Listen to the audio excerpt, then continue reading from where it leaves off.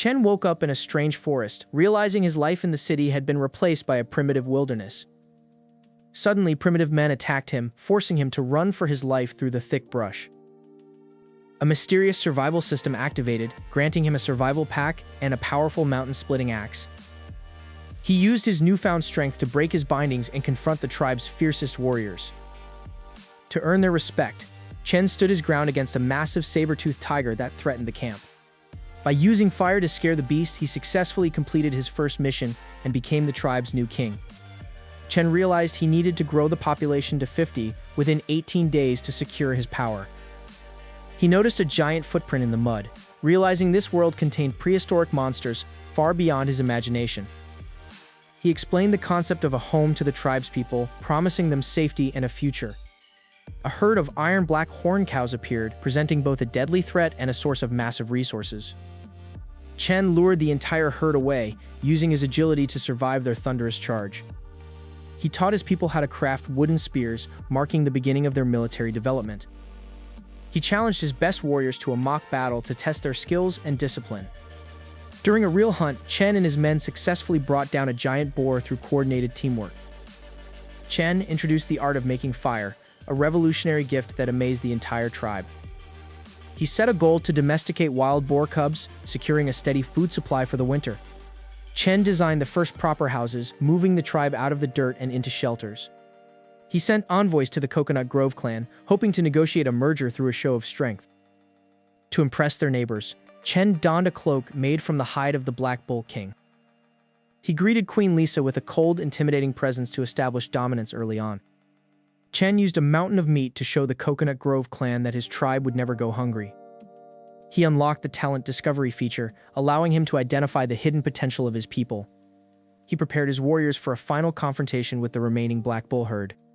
During the chaos of the bull attack, Chen leaped down a collapsing mountain to save a fallen comrade.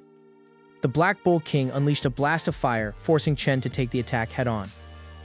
Witnessing a friend being wounded, Chen tapped into a hidden power and cleaved the Bull King in two. After the battle, Chen collapsed from the strain, his body pushed far beyond its modern limits. He woke up days later, finding his tribe had successfully relocated to the new settlement. Chen realized he only had 11 days left to complete his tribal expansion mission. He bluffed Queen Lisa, pretending his injuries were non-existent to maintain his aura of power. He taught the Coconut Grove clan how to use specialized stone-tipped spears. Chen invented a bone whistle to allow for better communication during complex hunts. He orchestrated a false bull attack to force the Coconut Grove clan to seek his protection.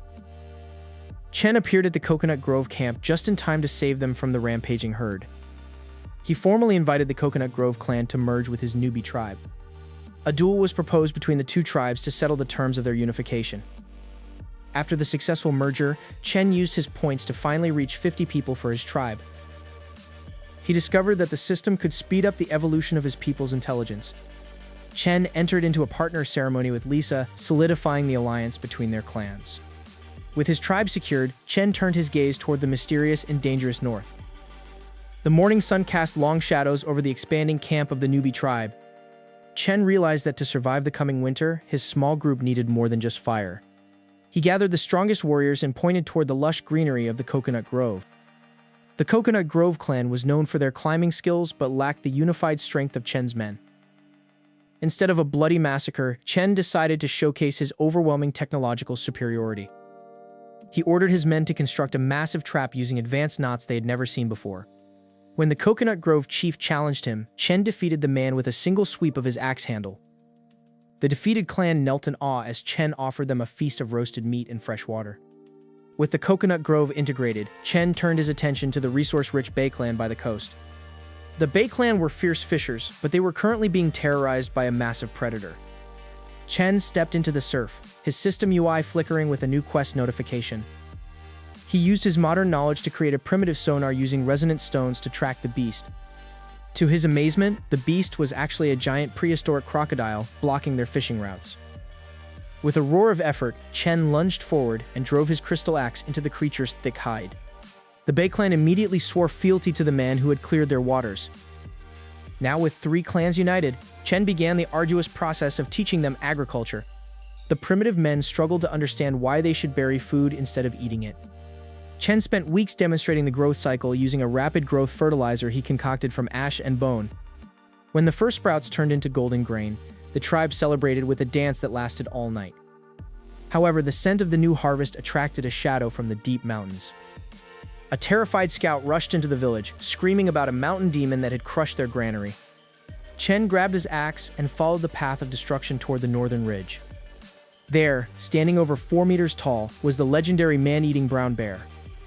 Even Chen's strongest warriors backed away in fear as the ground shook with each of the beast's steps. Chen activated his system's beast-taming skill, which required him to weaken the creature first. He dodged a massive swipe of the bear's claws that shattered a nearby boulder into dust. Using the terrain, Chen climbed a high ledge to deliver a crushing blow from above. He leapt his axe, trailing a streak of blue light as it impacted the bear's thick shoulder. The bear let out a deafening howl, but instead of fleeing, it turned with renewed fury. Chen realized he couldn't win through force alone and pulled out a special honey-based bait. As the bear smelled the concoction, a golden light began to emanate from Chen's outstretched hand. The bear stopped mid-charge, its eyes shifting from blood red to a soft, intelligent brown. Slowly, the massive beast lowered its head and allowed Chen to touch its scarred snout. The tribe watched in disbelief as their leader returned riding on the back of the monster. This display of power solidified Chen's status not just as a chief, but as a godlike figure. With the bear as his mount and the clans united, the newbie tribe was officially born. Chen began designing the first stone fortifications to replace their flimsy wooden walls. He knew that their rapid growth would eventually draw the envy of the larger clans to the west. Far away, the scouts of the Giant Stone clan were already watching the newbie tribe's smoke plumes. Suddenly, an arrow tipped with a strange black crystal thudded into the gate right next to Chen's head. He looked up to see a massive war party emerging from the shadows of the forest. The true test of the newbie tribe had arrived much sooner than Chen had anticipated.